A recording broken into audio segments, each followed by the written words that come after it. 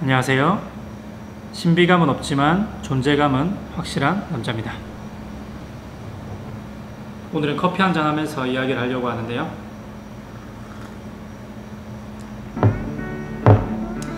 템핑에 대한 이야기를 한번 해볼 거예요.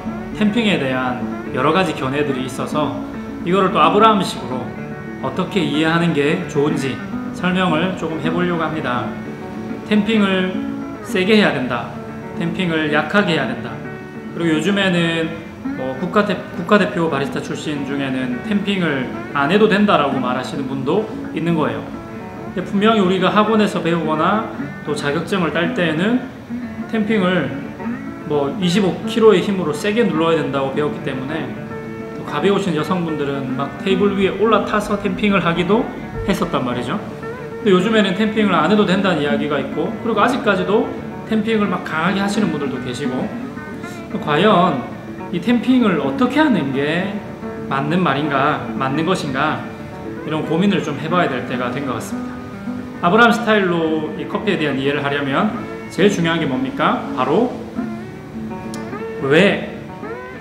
왜라는 질문을 계속해서 해보는 겁니다. 왜 템핑을 해야 되나? 템핑을 왜 하는 것인지를 알게 되면 우리가 하는 템핑이 맞는 것인지 틀린 것인지를 알 수 있게 되는 거죠. 그래서 오늘은 제일 중요한 핵심입니다. 템핑을 왜 하는지에 대해서 생각을 한번 해볼 겁니다. 템핑은 그러면 왜 하는 걸까요? 많은 이야기들이 있겠지만은 저는 오늘 두 가지로 정리를 해드리겠습니다. 첫 번째, 템핑을 하는 이유는 저항을 만들기 위해서입니다. 저항을 만들기 위해서, 추출 저항을 말하는 겁니다. 추출 저항을 만들기 위해서. 이건 뭐냐면, 우리가 에스프레소를 보면 막 물이 줄줄줄줄 이렇게 흘러나오는 식으로 추출이 되지 않죠. 뭔가 천천히 끈적하게 모여서 천천히 쪼로로로록 하고 떨어지는 게 에스프레소잖아요. 이렇게 에스프레소가 콸콸콸 수도꼭지처럼 막 물이 나오는 게 아니라 뭔가 천천히 나오는 게 바로 저항입니다. 저항. 이 저항을 만들어주는 역할을 하는 게 템핑이고요. 두 번째는 뭐냐면, 커피 가루가 이렇게 포타필터에 담긴 상태로 이렇게 장착이 되는데, 헤드스페이스 그 위에 있는 그 샤워 스크린에 고여있던 그 물방울들이 이 템핑을 하지 않고 이렇게 장착이 됐을 경우에는 이 물방울들이 커피퍽에 탁 닿으면서 추출이 되기 전에 물에 젖어버리는 커피 파우더들이 생기게 되겠죠. 이것을 막기 위해서 하는 게 템핑이에요. 말하자면 샤워 스크린에 커피 가루가 직접적으로 닿지 않게 하기 위해서 템핑을 하는 겁니다. 어느 정도 눌러서 포타필터를 장착했을 때 샤워 스크린에 있던 그 물이 커피 파우더에 직접적으로 닿지 않게 하기 위해서 하는 것이 템핑입니다. 이 두 가지 이유가 굉장히 중요합니다. 첫 번째, 아까 말했던 저항을 만들어준다는 면에서는 저항을 만드는 게 템핑만은 아니거든요. 템핑 외에도 에스프레소 추출을 할 때 저항을 만들어주는 게 여러 가지가 있습니다. 자, 이쪽에 보시면 보이실 텐데요. 뭐가 있을까요? 첫 번째로 분쇄도를 가늘게 해도요, 저항이 생겨나는 거고요. 그리고 템핑을 강하게 하는 것도 역시나 저항을 만들어내는 거겠죠. 그리고 허니컴이 좀 적게 열렸을 때, 그 커피 안에 조직들이 조금 오밀조밀하게 밀집되어 있을 때 역시나 허니컴이 부족할 때에도 저항이 생겨날 거고요. 그 다음에 헤드스페이스의 공간이 부족할 때에도 저항이 생깁니다. 헤드스페이스의 공간은 뭐냐면, 그 포타필터를 샤워 스크린에 장착했을 때에 그 위에 샤워 스크린과 그 커피퍽 사이의 공간을 헤드스페이스라고 합니다. 이 헤드스페이스 공간이 좀 좁은 머신들이 있고요, 좀 넓은 머신들이 있는데, 이것이 좀 좁으면 좁을수록 저항이 더 많이 생깁니다. 왜냐하면 이 공간은 이 가스켓이라는 고무나 실리콘으로 인해서 완전히 밀폐가 되어 있잖아요. 이 상태에서 뜨거운 물이 떨어지게 되면 커피 가루와 뜨거운 물이 제일 먼저 만나면 생겨나는 게 바로 가스잖아요. 가스가 이 밀폐된 공간 안에서 분출이 되면서 이 안에 마치 압력밥솥처럼 압이 가득 차게 됩니다. 그 압력이 추출할 때의 저항으로 이어지거든요. 그래서 이 헤드스페이스의 공간이 좁으면 좁을수록 압이 더 세지겠죠.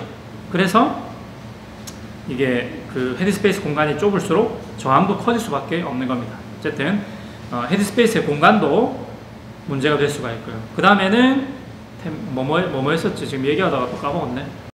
네, 그리고 그 다음에는 도징의 양도 중요하겠죠. 도징의 양이 많으면 많을수록 저항도 많아지게 됩니다. 도징의 양이라고 하는 거는 바스켓에 담겨있는 원두의 양을 말하는 겁니다. 원두의 양을 많이 담을수록 그 저항값은 더 커지게 되겠죠. 그 다음에 가스의 양, 원두가 가지고 있는 가스의 양이 많으면 많을수록 저항도 커지게 됩니다.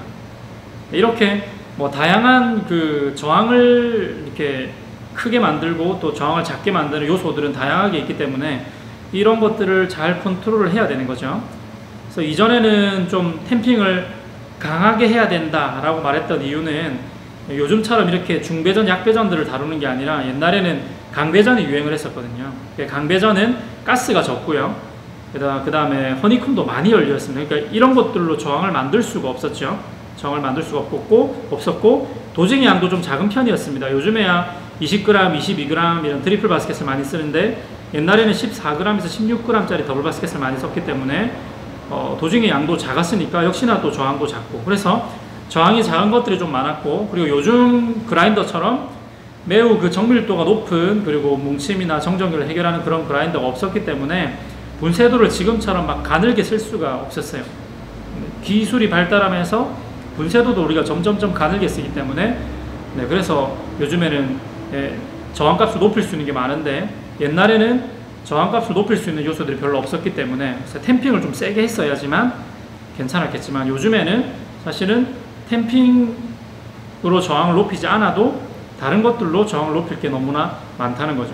그렇다고 해서 요즘에는 무조건 탬핑을 약하게 해야 된다 이런 말은 또 아닙니다. 때에 따라서 탬핑을 조금 세게 해야 될 때가 있어요. 강배전을 다룬다든지 뭐 이탈리안 에스프레소 이런 걸 다룰 때에는 탬핑을 조금 강하게 해야 될 때도 있습니다. 이런 상황에 맞게 탬핑을 강하게 하고 약하게 하는 그 이유들을 우리가 좀 알고 해야지 헷갈리지 않겠습니다. 커피 마시면서 얘기 안 해놓고 또 계속 떠들었네. 아무튼 정답은 없는 거예요. 그 상황에 맞는 탬핑의 강도를 잘 선택해 주시는 게 좋겠어요. 탬핑 외에도 여러 가지 궁금한 것들, 또 여러 가지 이야기들이 많은데 정확한 그 원리를 찾아가기 위해서 중요한 건 뭐냐면 왜라는 질문을 계속해서 해주셔야 됩니다. 누군가가 커피에 대해서 이렇게 하면 이래 라고 말한다면 왜? 라는 질문을 반드시 하셔서 그 이유를 찾아내는 연습을 하셔야지 커피를 잘 배울 수가 있는 거예요. 그러면 다음 시간에도 커피 한잔 하면서 탬핑 말고 또 여러 가지 주제를 가지고 이야기해 봤으면 좋겠습니다. 빠빠이.